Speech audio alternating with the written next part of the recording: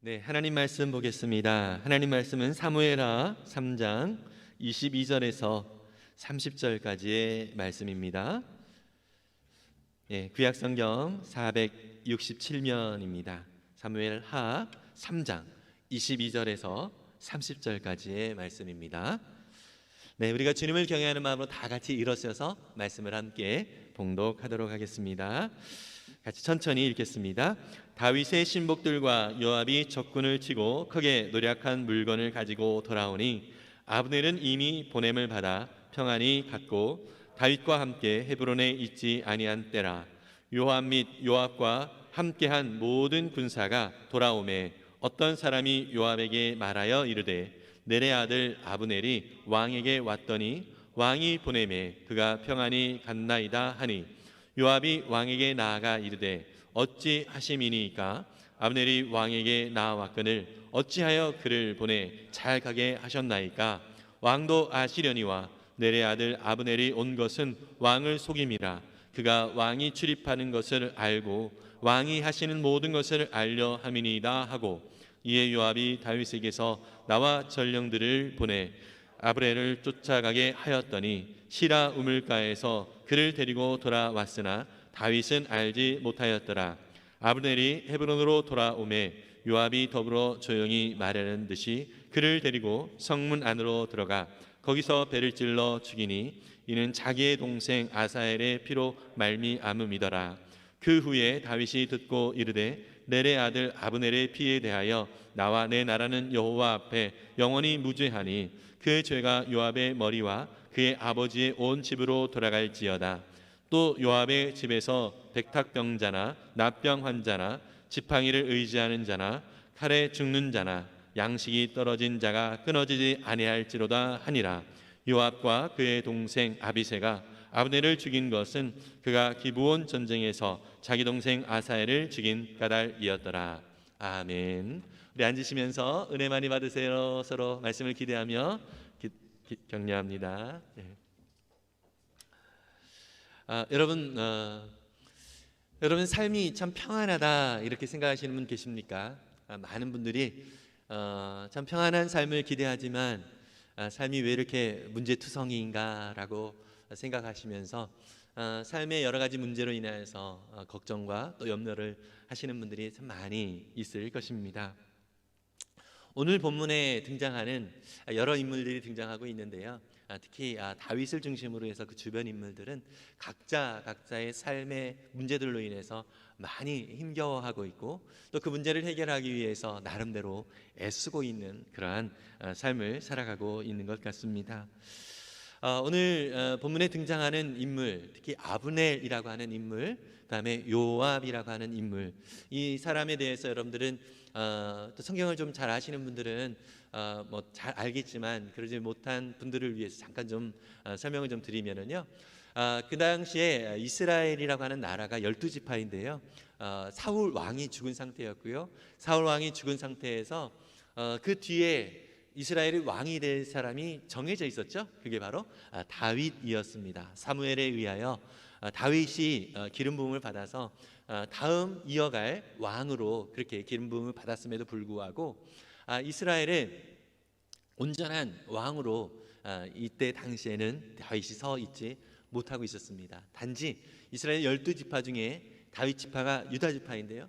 유다 지파의 왕으로서만 그 역할을 감당하고 있었고요. 나머지 베냐민 지파를 비롯해서 나머지 10지파는 이스보셋이라고 하는 왕으로 또 섬기고 있었습니다. 사실 이스보셋이라고 하는 이 왕은 사울의 아들이기도 했는데요. 어떻게 보면은 바지 사장과 같은 역할을 했습니다. 실제로 이스보셋을 그 앞에 세워서 그 권세를 누리고 있었던 사람, 우리나라도 예전에 국정농단으로 인해서 최모 씨가 대통령 뒤에서 국정을 막 뒤흔들었던 그런 이 안타까운 또 역사가 또 있기도 하지 않습니까? 그런 것처럼 이스보셋을 앞세워서 그 뒤에 아브넬이라고 하는 군사령관이 이스라엘 11지파를 이렇게 통솔하고 통치하고 있었던 그런 상황이었습니다. 한번 잠깐 자막에 그 관계를 좀 보면은요. 유다라고 하는 그 나라는 지금 왕은 지금 다윗이 왕의 역할을 하고 있고요. 다윗의 보좌하는 군사령관이 바로 요압이라고 하는 인물이 있습니다. 그리고요, 이스라엘 전체는 지금 이스보셋이 왕으로 있지만 그 뒤에 군사령관 아브넬이라고 하는 사람이 실질적인 권세를 갖고 있습니다. 여러분 사무엘하 2장에 보면은요, 이 이스라엘과 유다가 함께 전쟁을 하는 장면이 나옵니다. 그런데 사실 11지파의 이 이스라엘보다 이 다윗 유다 지파가 좀 더 강했는지 이 이스라엘이 밀려서 결국은 이스라엘이 후퇴를 하거든요. 군사령관이었던 이 아브넬이 후퇴를 하면서 다음에 또 이제 일전을 또 기해서 다시 공격을 또 하려고 이제 후퇴를 하고 있는데, 그 요압, 유다의 군사령관인 이 요압에게는 아비새라고 하는 동생과 또 아사헬이라고 하는 동생, 두 동생이 있습니다. 그런데 그 중에 막내 아사헬이라고 하는 동생이 이 아브넬을 계속 쫓아갑니다. 후퇴하니까 이제 전쟁에서 나름대로 적장을 자기가 이렇게 무찔렀다, 이런 어떤 공을 세우고 싶은 어떤 그런 욕망이 있었는지 이 아사헬이 계속해서 아브넬을 쫓아갑니다. 아브넬은 야, 너 나 쫓아오지 마. 나 쫓아오면 너 다쳐. 이렇게 계속 경고를 했음에도 불구하고 아브넬을 계속 쫓아갑니다. 아사헬이. 결국 아브넬이 참지 못하고 창으로 이 아사헬을 찌릅니다. 결국 아브넬의 손에 아사헬이 죽게 되는 것이죠. 그러다 보니까 이 요압은 자기 동생을 죽인 이 아브넬을 어떠한 마음으로 대했겠습니까? 복수심, 분노, 미움, 이러한 마음이 가득했던 것이죠. 이러한 상황들 속에서 어떤 일이 벌어지냐면 이스라엘에서 아브넬이 실질적인 그러한 권세를 가지고 있다고 그러지 않았습니까? 그러니까 선 왕이었던 그 사울 왕의 후궁을 이 아브넬이 범하는 거예요. 이것은 단순히 인간의 욕망을 채우는 것뿐만 아니라 자신의 위치를 사람들에게 전하고 싶은 그런 마음이 있었던 것이죠. 그러니까 아버지의 첩을 범한 이 아브넬에 대하여 이 이스보셋은 엄청나게 분노를 합니다. 너가 어떻게 그럴 수가 있느냐 하면서 아브넬에게 책망을 하는데, 오히려 아브넬은 더 이 이스보셋에게, 사실은 아까 말씀드렸다시피 이 이스보셋은 바지 사장과 같이 그냥 허수아비인 것입니다. 아브넬이 모든 것들을 다 좌지우지하고 있었던 그런 상황이었기 때문에 당신을 지금 내가 보호하고 있었는데 나한테 지금 뭐라고 하는 거예요? 이러면서 화를 내면서 더불어서 어떤 얘기까지 하냐면 이 이스라엘 모든 나라를 다윗에게 넘기겠다, 이렇게 얘기를 해요. 실질적으로 이제 이스보셋보다 다윗에게 또 넘어가서 그 밑에서 하는 것이 또 나름대로 정치적인 소환이 있었겠죠. 나름대로 판단을 그렇게 하고서 다윗에게 그 나라를 넘기겠다라고 이야기를 하면서 실제로 다윗을 만납니다. 다윗을 만나서 다윗이 그것을 좋게 여깁니다. 전쟁을 하지도 않고 이스라엘 전체의 왕으로, 지금은 현재 유다의 왕으로만 있지만 이스라엘 전체의 왕으로 자기가 그 역할을 감당할 수 있는 기회가 온 것이잖아요. 그래서 이 아브넬과 또 그 일행을 다시 한번 초청을 해가지고 잔치를 벌입니다.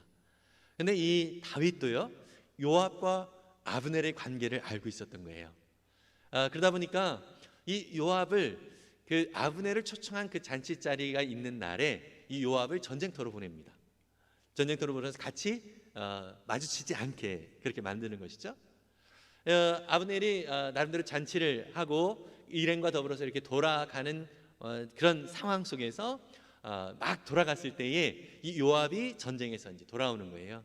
사람들한테 아브넬이 왔다 갔다 이 소식을 듣게 되어져서 다윗 왕에게 다가가서 따집니다. 아니, 아브넬이 어떤 사람인데 지금 당신 다윗이 그를 초청하여 잔치까지 벌입니까? 오히려 지금 책 잡힐 그런 상황이고 몰래 아브넬이 당신을 죽일 수도 있습니다. 이러면서 다윗을 또 위협을 하고요. 그리고 나서 이제 막 갔기 때문에 이 요압이 사람을 보내서 이 아브넬을 다시 헤브론으로 부릅니다. 근데 다윗 모르게 불러요. 그래서 헤브론으로 부를 때 아마 성경에 나와 있지 않지만 다윗 왕이 당신에게 뭔가 할 말이 또 있는 것 같습니다 하고서 아마 불렀겠죠. 그러면서 이 아브넬이 헤브론으로 다시 돌아옵니다. 그때 요압이 은밀하게 이 아브넬을 불러서 죽였고요. 그 소식을 다윗이 알게 되죠. 그런데 다윗이 분노를 하면서 나는 무죄하다, 이렇게 얘기를 하면서 오늘 우리가 이제 그 뒤는 안 읽었지만 이 요압을 또 요압과 그 가족을 다 이제 저주를 하고 그리고 이 아브넬을 위하여 장례식을 아주 성대하게 그렇게 치릅니다. 그리고 금식까지 하면서 백성들 앞에 사실 이 모든 일들을 증인이 없기 때문에 백성들은 다윗이 꾸민 일로 생각할 수도 있는 거예요. 참 악랄한 사람이다. 아브넬을 그렇게 끌어놓고 아브넬에게 함정을 두어서 그를 죽이는 이러한 악랄한 왕이라는 그러한 이미지가 또 있을 수 있으니까 이 아브넬을 위하여 장사를 아주 성대하게 치르고 또 금식까지 하면서 그의 어떤 진심을 자기에게는 무죄하다라는 것을 진심을 그렇게 이제 밝히는 그러한 내용이 오늘 우리가 읽은 사무엘하 3장에 나오고 있습니다. 여러분 사실 다윗은요 사무엘을 통하여서 이스라엘의 왕으로 채택이 됐어요. 그죠? 그런데 이 왕이 되어지기까지는 엄청난 과정이 험난했습니다. 그리고 여러 가지 문제들 속에서 참 이리 쏠리고 저리 쏠리는 그러한 인생의 문제 가운데 많이 접하게 되어져요. 방금 전에 우리가 살펴보았던 것처럼 자기의 충성스러운 군사령관 요압이 또 자기 임의로 다윗 왕을 대신해서 다윗 왕 몰래 그렇게 아브넬을 또 죽이는 일이 있었고요. 이러한 일들 속에서 사실 이스라엘 전체의 왕으로 되어지기까지 이 과정이 너무나도 험난한 그러한 상황이었습니다. 그리고요 이 아브넬에게 그 처음에 제안을 받았을 때에 어떠한 또 제안을 또 다윗이 하냐면 예전에 자기의 아내였던 그 미갈, 사울이 자신의 딸 미갈을 다윗에게 줬잖아요. 그런데 나중에 또 사울이 이 다윗을 미워하면서 결국 그 미갈을 또 다른 사람에게 이렇게 또 장가를 보내게 만듭니다. 결국 그 일로 인하여서 이제 다윗은 또 나름대로 머리를 쓴 것이죠. 다른 사람하고 아주 잘 살고 있는 그러한 미갈을 다시 보내달라 이렇게 얘기를 하는 것이죠. 예전에는 미갈을 정말 사랑하는 아내로 여겼는지 모르겠지만 지금은 아주 정략적인 그런 계산으로 지금 미갈을 아내로 다시 맞이하는 것입니다. 뭐죠? 미갈이 사울의 딸이잖아요. 그죠? 이스라엘 전체를 다스리고 있었던 그 이스보셋의 또 가족이기도 하고요. 그러니까 이 미갈이 자기의 아내임을 세상 앞에 그렇게 나타냄으로 인하여서 결국 자신의 왕권을 좀 더 확고하게 하고자 하는 그런 마음이 이 다윗에게 있었던 것이죠. 여러분 정말 이런 상황들을 볼 때 다윗이 정말 하나님의 뜻을 따르고 있는 사람인가 아니면 자기의 어떤 정치적인 계산으로 머리를 굴리고 있는 사람인가 여러분들은 어떻게 생각하시고 계십니까? 여러분 이 부분에 대한 주석이나 또 다른 설교들을 보면은요 참 해석이 다양합니다.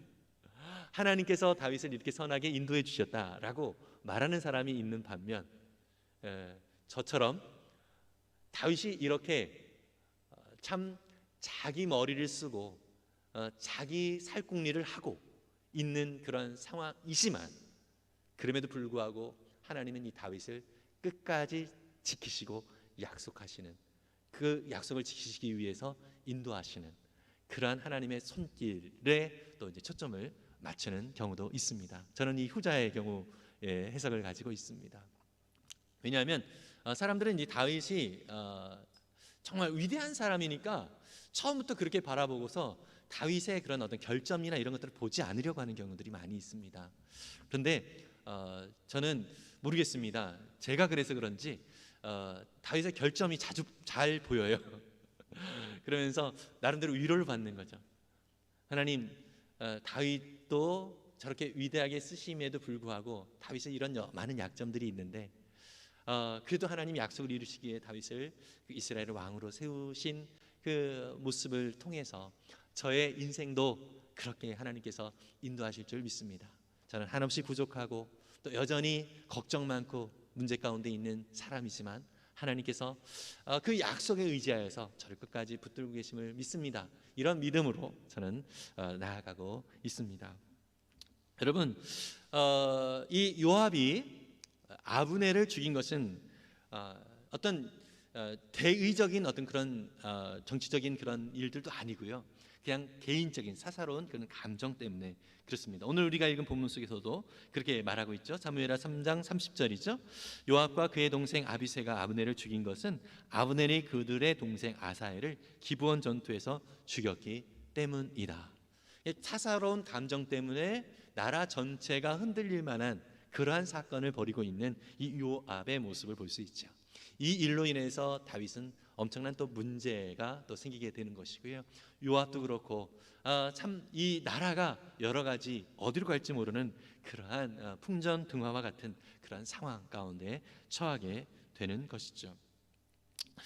여러분, 사실 이것은 요압이 이런 사사로운 감정 때문에 그런 원수를 갚는 것, 이 복수를 했다 이렇게 또 우리가 얘기를 할 수 있지만 이것은 사실 우리의 삶의 모습 속에서도 많이 등장을 하고 또 우리의 감정하고도 이 요압의 감정은 상당히 많이 가까이 또 있는 것 같습니다.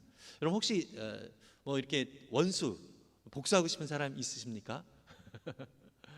예, 저도 그런 사람이 있었습니다. 목사님도 참 정말 그런 사람이 있었어요. 저한테 사기를 친 사람이 있었거든요. 예, 그래가지고 너무 마음이 좀 이렇게 분노가 일어나요. 너무 마음이 분노가 일어나고 손발이 막 떨리고 이래가지고 저는 욕을 잘 못하는데 그 욕이 왜 그렇게 생각이 나는지 그리고 겉으로는 표현하지는 않았지만 속으로 막 그 사람에 대한 막 욕이 막 이렇게 나오는 거예요. 근데 제가 목사지 않습니까? 그래도 감사하게도 제 안에 계신 하나님께 계속 내어드리는 거죠. 하나님, 그 사람에 대한 이 미움이 이렇게 많이 일어나는데 참 저도 제 이 감정을 어떻게 할 수가 없습니다. 미워 죽겠습니다. 네, 이러면서 막 기도를 하는데 그래도 하나님이 좀 또 목사라고 또 이제 마음을 자꾸 이렇게 추스려 주시는 거예요. 그래서 그 사람에게 자꾸 이렇게 말씀 메시지를 하고 하나님이 당신을 사랑하십니다. 자꾸 메시지를 보내고 저도 내가 왜 이런지 모르겠지만 예, 어쨌든 죄는 미워하되 사람은 미워하지 말라는 그런 하나님의 마음이 이렇게 자꾸 이렇게 느껴지는 것 같아요. 그래서 자꾸 저 사람이 저렇게 밖에 세상을 살아갈 힘이 세상을 살아갈 방식이 저런 방식밖에 없었다라고 하는 것은 너무나도 불쌍한 거다. 그래서 그 사람을 향한 정말 애통하는 마음으로 하나님 아버지께서 그 마음을 주시더라고요. 그러니까 이제 분노의 감정이 조금씩 사라지게 되고 마음의 평정을 찾을 수가 있었습니다. 로마서 12장 19절은 바로 이 부분을 우리 가운데 언급을 해주고 있죠. 함께 읽어볼까요? 사랑하는 여러분, 여러분은 스스로 원수를 갚지 말고 그 일은 하나님의 진노하심에 맡기십시오. 성경에도 기록하기를 원수 갚는 것은 내가 할 일이니 내가 갚겠다고 주님께서 말씀하신다 하였습니다. 아멘. 여러분, 하나님께서 말씀하십니다. 원수를 내가 갚아줄게. 그냥 너는 나만 의지해. 이렇게 말씀을 하십니다.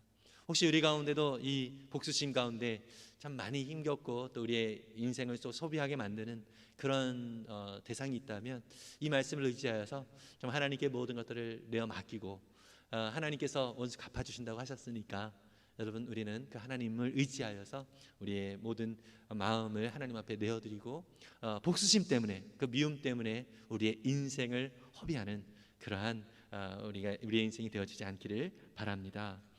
여러분, 사실 우리의 인생은요 이렇듯 참 많은 문제의 연속입니다. 하나님은 약속은 이렇게 하신 것 같은데 하나님은 나를 이렇게 인도하신다라고 약속을 해주신 것 같은데 왜 그것이 되어지지 않는 것처럼 다윗의 경우처럼요. 여러분 혹시 히드라 헤리드라고 하는 단어 아십니까? 헤라클레스라고 하는 신이 있죠. 그리스 신화에 헤라클레스가 12가지 과업을 완수할 때 가장 힘든 괴물이 히드라였습니다. 레르나의 늪지대에 살던 이 히드라는요 9개의 머리를 가진 괴물이었습니다. 이 중에 한 개의 머리는 불사의 존재였습니다. 잘라내도 계속 새로운 머리가 자랐던 것이죠. 그래서 해결하려고 노력해도 계속 악화되는 조건을 가리켜서 히드라 헤디드라고 하는 용어를 사용을 합니다. 여러분 인생은요 이 히드라 괴물과의 싸움처럼 문제 해결을 하다가 끝내는 경우가 참 많이 있습니다. 이 문제를 해결하면 저 문제가 또 나타나고 저 문제를 해결하면 또 다른 문제가 나타나는 것이 우리의 인생인 것 같습니다. 여러분 정말 이것이 많이 공감이 되죠. 이 문제가 해결되는 것 같지만 이 문제를 해결해 주시기 위해 하나님 앞에 기도를 했지만 또 다른 문제가 생기고, 그렇죠? 또 이 문제가 또 해결되어지면 또 다른 문제가 생겨나고, 이것이 우리의 인생의 연속인 것 같습니다. 그래서 하나님을 문제 해결의 도구로 사용하시는 분들이 또 계시는데요. 물론 하나님 문제 해결해 주시는 분 맞는데 이 문제 해결을 위해서 계속 하다 보면 나중에 허무한 마음이 들거든요.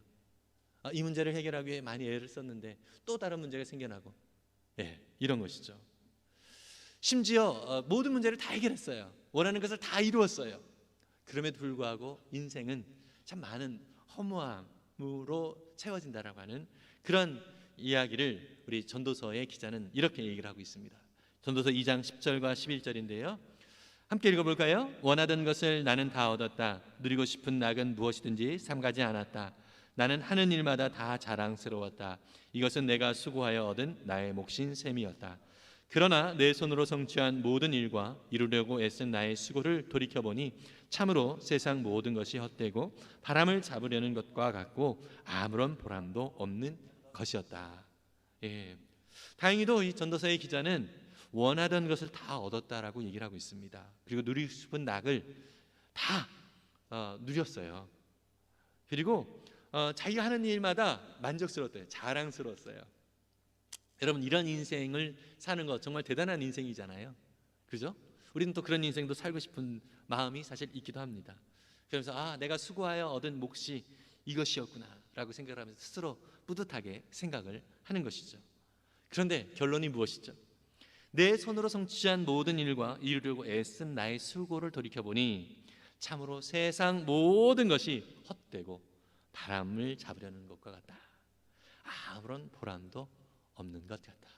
그러니까 인생의 끝에서 돌아보니까 내가 이루고 싶은 걸 다 이루었고, 물론 그 사이에 많은 문제 해결도 했겠죠.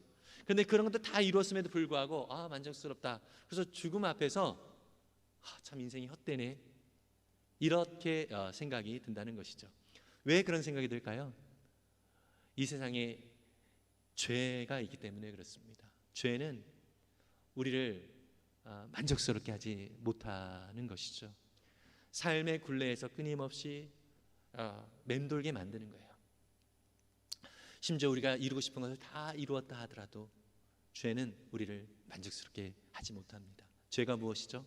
하나님과의 관계가 끊어진 것이죠. 다시 말해서 하나님과 상관없이 이룬 모든 것들은 우리의 인생 속에서 아무것도 아니고 헛된 것들일 뿐이다라는 것을 스스로 느끼게 된다는 것이죠. 그래서 예수님도 요한복음 15장에서 나는 포도나무요 너희는 가지다 말씀을 하시면서 뭐라고 말씀하시죠? 나를 떠나서 너희가 아무것도 할 수 없다라고 말씀을 하십니다. 하나님 상관없이 나 이것도 이루고 저것도 이루었는데요, 이렇게 얘기할지라도 하나님 편에서는 그 모든 것들이 아무것도 이룬 것이 아니다라는 것이죠. 이 전도서 기자도 마찬가지인 거예요. 자기가 원하는 것을 다 이루었어요. 자기가 수고하고 행한 모든 것들을 바라보면서 나름대로 나의 수고의 몫이구나 라고 생각을 하면서 자랑스럽게 생각을 했던 것이죠. 그럼에도 불구하고 이것에 허무함이 있다는 것은 인간이 영적인 존재이기 때문에 그렇습니다. 이 영적인 존재는 하나님과의 관계 속에서 누리는 만족이 아니면 진정한 만족이 있을 수 없는 것이죠. 그래서 인생 속에서 우리 가운데 정말 하나님과 상관없이 행하는 그 모든 것들은, 또 심지어 우리가 하나님과 기도를 하더라도 하나님 이 문제를 해결해 주세요, 이 문제를 해결해 주세요. 그 문제를 해결하는 가운데서 하나님과의 교제로 우리가 더 가까이 나아가는 것이 사실 하나님의 관심인데, 문제 해결하면 하나님을 또 떠나고 이런 식으로 살아가는 것은 사실 우리 가운데 이 죄 가운데 허덕이는 인생을 계속 반복할 수밖에 없는 것입니다. 여러분, 정말 우리의 삶의 참된 만족과 기쁨은 하나님과 친밀하게 교제하는 가운데서 누리는 삶이 진정한 만족과 기쁨이 있는 것이죠. 그래서 그전에는 문제를 해결하는 일에 우리의 인생을 사용했고 우리의 시간을 사용했지만, 이제 하나님을 믿고 죄의 문제가 해결되어진 우리는 이제 하나님께서 주시는 생명을 누리게 되어졌고요, 그 생명 속에서 우리가 이 땅에 존재하는 이유를 알게 되어지는 거예요. 사명을 발견하게 되어지는 거예요. 어떻게 되죠? 이제 나는 문제를 해결하기 위해서 나의 인생의 모든 시간을 사용했지만, 이제는 문제 해결이 아니라 이 문제 위에 있는 하나님의 손길 안에서 하나님께서 나를 통하여서 이루시고자 하시는 그 뜻을, 그 하나님의 섭리를 이루기 위하여 오늘 내가 존재하고 있구나라는 것을 확인하게 되는 거예요. 그래서 여전히 문제가 있지만 그 문제임에도 불구하고 하나님의 역사와 인도하심을 구하면서 믿음으로 나아가는 그런 사명자로서 살아가게 되어지는 거예요. 여러분, 우리가 사명자로 살아갈 때 문제가 없는 거 아닙니다. 애통함이 있어요. 눈물을 흘릴 때가 있어요. 그러나 이것은 차원이 다른 그런 삶인 거예요. 지난 주간에 우리 지역 모임을 했어요. 우리 가정교회를 하는 교회들의 목회자들이 모여서 지역 모임을 했는데, 가까운 교회의 어떤 목련님의 이야기를 목사님께서 하셨습니다. 무슨 얘기냐면, 중국에서 온 어떤 자매들을 이렇게 막 섬겼는데, 이 자매들이 목장 모임을 하다가 정말 많은 것도 누리면서 그 교회 욕하고 목장 욕하고 떠날 때, 참 그래가지고 너무 이제 속상한 거죠. 그동안 많이 섬겼는데. 그래서 이제 목자와 목녀가 계속 둘끼리만 계속 목장 모임을 하다가, 그렇게 좀 이렇게 상대하기 싫었던 앞집에 사는 알코올 중독으로 오랫동안 이렇게 있었던 어떤 자매가 있대요. 근데 사실 상대하기 싫었대요, 솔직히. 근데 하나님께서 자꾸 그 자매에 대한 부담을 주셔가지고 그 자매를 계속 이제 섬겼어요. 수년간을 섬겼어요. 반찬도 해가고 이렇게 하면서 그 자매가 조금씩 이렇게 회복이 되어지는 과정 속에서 그 가족들이 이제 교회까지도 이렇게 오게 되고 목장도 오게 되어지고, 이런 또 회복의 또 은혜가 또 있었는데 해피엔딩으로 가면 좋겠잖아요. 그죠? 그런데 기도 제목을 최근에 목사님에게 또 줬는데, 그 기도 제목이 뭐냐면, 이 자매가 또다시 술을 입에 대기 시작했어요. 목사님 기도해 주세요. 이러면서 그 자매를 위해서 애통하면서 이 기도 제목을 내어 줬다라는 이야기를 들었습니다. 저는 그 이야기를 들으면 울컥했습니다. 굳이 그렇게까지 섬길 필요가 있는가? 라는 생각이 들면서도 하나님은 저런 마음까지 주시는구나. 하나님에게 사명을 받은 자는 저런 마음까지 주시고 저렇게 순종하는 그런 삶을 살도록 하게 하시는구나. 그리고 사실 안 해도 되는 것이지만 오히려 그렇게 함으로 더 고통스럽고 더 힘겨운 시간들을 보내고 있는 거예요.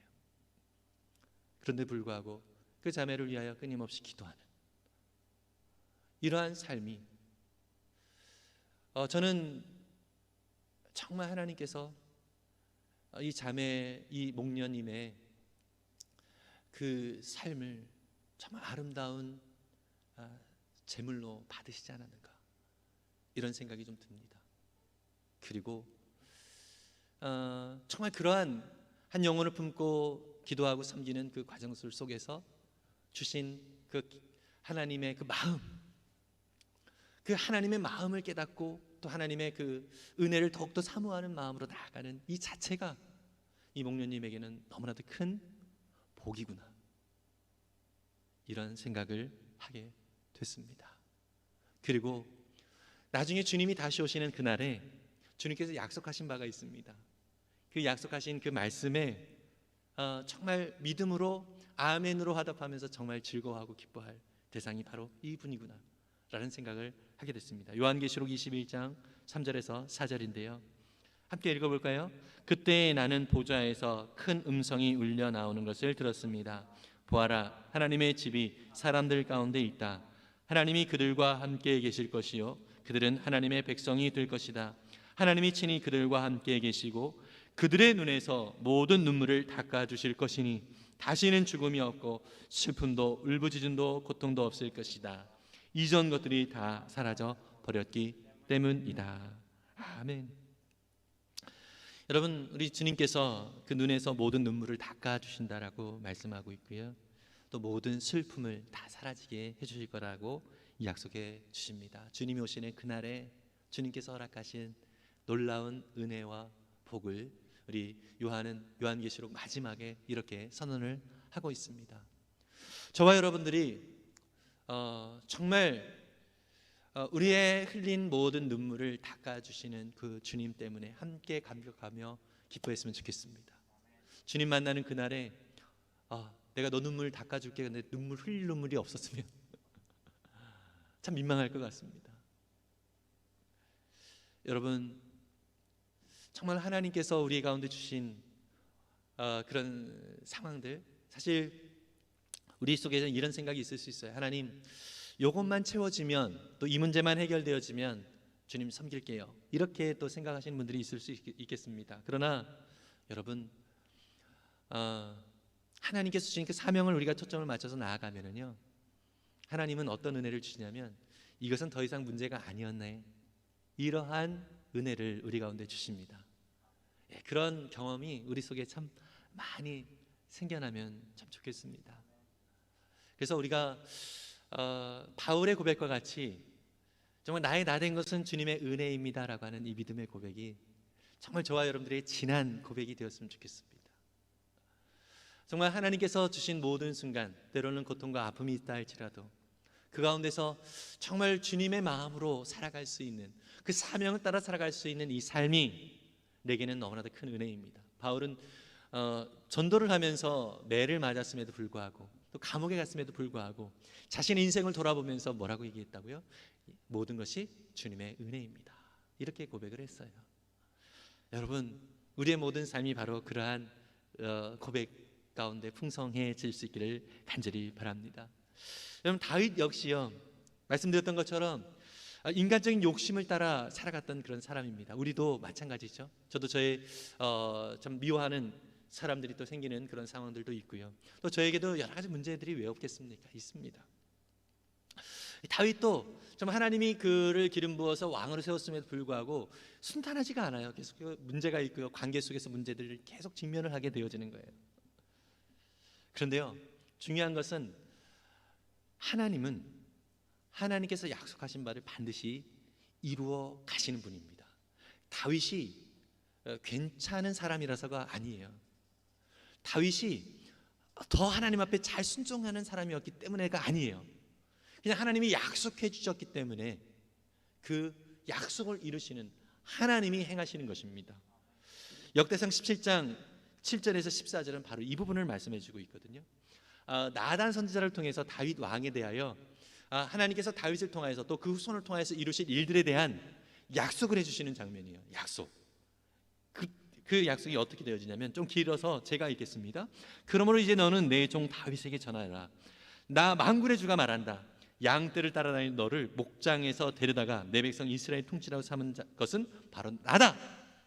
여러분, 하나님께서 너를 왕으로 세운 것은, 목동이었던 너를 왕으로 세운 것은 바로 내가 한 일이야. 여러분, 이것에서 저는 이런 표현으로 좀 적용을 해봤습니다. 이 땅 가운데 죄인이었던 태희 너를 하나님의 거룩한 자녀로, 왕 같은 제사장으로 세운 존재가 바로 나다. 하나님이 저에게 그렇게 말씀하시는 것 같습니다. 저와 여러분들에게도 동일하게 말씀하십니다. 죄인 가운데서, 문제 가운데 처덕이면서 인생을 전체를 허비할 수밖에 없었던 우리의 인생인데, 하나님께서 이 땅의 왕 같은 제사장으로 세우셔서 하나님 나라와 영광을 위하여 참 기쁨과 은혜가 무엇인지를 누리면서 살아갈 수 있는 그러한 사람으로 세운 자가 바로 나 하나님이다, 이렇게 저와 여러분들 가운데 말씀하시는 걸 믿으시기 바랍니다. 그리고 8절에 나는 내가 어디로 가든지 언제나 너와 함께 있어서 내 모든 원수를 내 앞에서 물리쳐 주었다. 나는 이제 내 이름을 이 세상에서 위대한 사람들의 이름과 같이 빛나게 해주겠다. 이제 내가 한 곳을 정하여 거기에서 내 백성 이스라엘을 심어 그들이 자기의 땅에서 자리 잡고 살면서 다시는 옮겨 다닐 필요가 없도록 하고 이전과 같이 악한 사람들에게 억압을 받는 일이 없도록 하겠다. 하나님께서 하시겠다는 거예요. 다윗, 너가 이렇게 하면 내가 해주겠다가 아니라 조건적이 아니에요. 하나님께서 이렇게 해주겠다라고 얘기를 해주시는 거예요. 모든 원수를 다 물리쳐 주겠다라고 말씀을 해주시는 거예요. 10절에 이전에 내가 이 내 백성 이스라엘에게 사사들을 세워준 때와는 달리 내가 내 모든 적을 굴복시키겠다. 그뿐만 아니라 나 주가 내 집안을 한 왕조로 세우겠다는 것을 이제는 내게 선언한다. 내 생애가 다하여서 내가 너의 조상에게로 돌아가게 되면 내가 내 몸에서 나올 내 아들 가운데서 하나를 후계자로 세워 그 나라를 튼튼하게 하겠다. 바로 그가 내게 집을 지어줄 것이며 나는 그의 왕위를 영원토록 튼튼하게 해주겠다. 나는 그의 아버지가 되고 그는 나의 아들이 될 것이다. 내가 내 선임자에게는 내 총애를 거두었지만 그에게서는 내 총애를 거두지 아니하겠다. 여러분, 하나님께서 약속하신 부분입니다. 다윗도 여러분들 아시다시피 정말 간음이라고 하는 엄청난 죄를 저질렀고 그것을 또 숨기기 위해서 그 밧세바의 아내인 우리아를 또 전쟁터로 보내서 죽이기까지 했잖아요. 정말 너무나도 악랄한 왕이었어요. 그럼에도 불구하고 이러한 다윗에게 하신 다윗의 죄에도 불구하고 다윗의 그 연약한 부분이 있음에도 불구하고 하나님이 약속하신 그 약속 때문에 하나님의 그 이름 때문에 다윗의 삶 속에 하나님이 개입하셔서 일하셨습니다. 우리에게도 마찬가지입니다. 여러분 우리는 연약합니다. 부족합니다. 여전히 반복적인 죄를 저지르는 우리일 수 있습니다. 그러나 여러분 그럼에도 불구하고 하나님은 우리를 향하신 놀라운 계획을 갖고 계십니다. 믿으십니까? 여러분 그 하나님 앞에 우리가 늘 거하여서 여러분 이 세상 속에서 여전히 그냥 내 문제 속에서 허덕이는 그런 인생이 아니라 그 하나님이 내게 주신 그 사명이 무엇인지를 하나님과 교제하면서 끊임없이 발견하고 또 그 하나님과 함께 동행하면서 하나님이 행하시는 놀라운 일들 가운데 우리의 삶을 맡기는 그런 기쁨이 가득한 저와 여러분들의 삶이 될 수 있기를 간절히 바랍니다. 여러분 이 다윗과 약속하신 하나님은 오늘 우리에게도 동일하게 약속해 주신 하나님입니다. 이사야서 43장 15절에서 21절까지는 이렇게 또 우리 가운데 이 약속을 해주고 계시는데요. 제가 읽겠습니다. 나의 주 너희의 거룩한 하나님이며 이스라엘의 창조자여 너희의 왕이다. 내가 바다 가운데 길을 내고 거센 물결 위에 통로를 냈다. 내가 병거와 말과 병력과 용사들을 모두 이끌어 내어 쓰러뜨려서 다시는 일어나지 못하게 하고 그들을 마치 꺼져가는 등잔 심지같이 꺼버렸다. 나 주가 말한다. 너희는 지나간 일을 기억하려고 하지 말며 옛 일을 생각하지 말아라. 내가 이제 새 일을 하려고 한다. 이 일이 이미 드러나고 있는데 너희가 그것을 알지 못하겠느냐. 내가 광야의 길을 내겠으며 사막에 강을 내겠다. 여러분 하나님께서 우리에게 지나간 일, 옛일 속에서 우리는 후회를 많이 하죠. 나는 이렇게 반복적으로 죄 가운데 있어요. 하나님, 나는 이런 것들이 부족해요. 난 이게 후회스러워요. 저는 지금까지 이렇게 참 정말 부족하게 살았어요. 이런 그 옛 모습, 이것들을 기억하지 말라라고 말씀하고 있어요. 이제 하나님께서 새 일을 행하시겠다라고 약속해 주고 있습니다. 그러면서 우리에게 말합니다. 너희가 왜 그걸 알지 못하느냐. 좀 제발 알아줬으면 좋겠다. 내가 너에게 하려고 하는 그 일을 너가 좀 알아줬으면 좋겠다. 그러면서 하나님이 뭐라고 말씀하세요? 광야의 길을 내시겠다고요. 그리고 사막에 강을 내시겠다고 합니다. 막막한 것처럼 보이는 나의 인생길에 하나님께서 길을 내주시고, 목마른 나의 삶 속에 하나님께서 생수가 되어 주시겠다라고 약속해 주고 계십니다. 여러분, 이러한 하나님의 약속이 저와 여러분들 가운데 있는 약속임을 믿으시기를 바랍니다. 그래서 이사야 43장 21절에는 이렇게 결국 우리는 이러한 사람이 될 것이다라고 약속을 해주고 있는데요. 21절을 한번 보겠습니다. 이사야 43장 21절 같이 있습니다. 이 백성은 나를 위하라고 내가 지은 백성이다. 그들이 나를 찬양할 것이다. 아멘. 여러분, 이렇게 우리가 하나님의 인도하심과 또 하나님의 역사하심을 바라보면서, 하나님, 나 같은 사람에게 이런 은혜를 주셔서 하나님 나라의, 이 세상의 문제가 아니라 하나님 나라의 역사를 위하여 내가 쓰임 받을 수 있도록 나를 이렇게 세우셨다니요, 너무나도 감사합니다. 하나님, 그 하나님을 찬양합니다.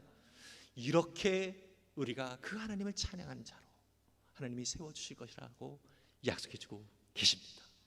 여러분, 이 일에 저와 여러분들이 부름을 받았습니다. 여러분, 이것은 우리가 어떤 직분을 가졌다고 해서 뭐 해야 되고 말아야 되고 이거 아닙니다.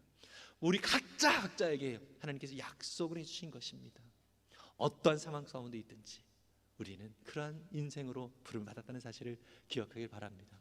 오늘 목회자 코너에 제가 직업 소명설에 대한 얘기를 하면서 한 예화를 써드렸습니다. 한 세 사람이 예배당 건축하는 일터에서 일을 하고 있었습니다. 지나가는 사람이 물어봤습니다.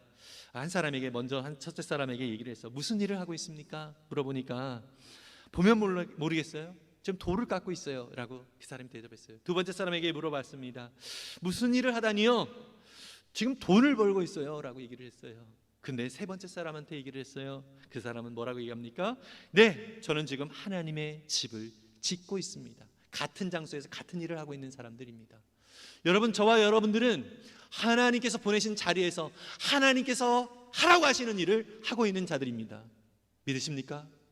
우리는 모든 삶이 한순간도 빠짐없이 모든 순간이 하나님께서 같이 동행하시는 그런 순간이심을 꼭 기억하시기를 바랍니다. 그래서 하나님이 나와 함께 하심을 감사하면서 이런 놀라운 하나님 나라의 영광을 위하여 내가 쓰임받고 있고 하나님의 약속을 이루시기 위하여 지금도 내 주변에서 하나님이 일하고 계심을 감사하면서 그 하나님 앞에 믿음으로 날마다 나아가는 저와 여러분들이 되시기를 바랍니다. 결국 우리의 삶을 통하여 그 하나님께서 우리를 놀랍게 세워가시고 또 우리의 모든 인생을 아름답게 이루어 가실 것입니다. 우리 함께 찬양을 하면서 마지막 기도로 주님 앞에 나아가도록 하겠습니다. 오직 예수뿐이네, 은혜 아니면 살아갈 수가 없네, 호흡마저도 다 주의 것이니 세상 평안과 위로 내게 없어도 예수, 오직 예수뿐이네. 크신 계획 다 볼 수도 없고 작은 고난에 지쳐도 주께 묶인 나의 모든 삶 버티고 견디게 하시네. 여러분, 정말 가사를 생각하면서 우리 함께 찬양하고 잠깐 기도하겠습니다.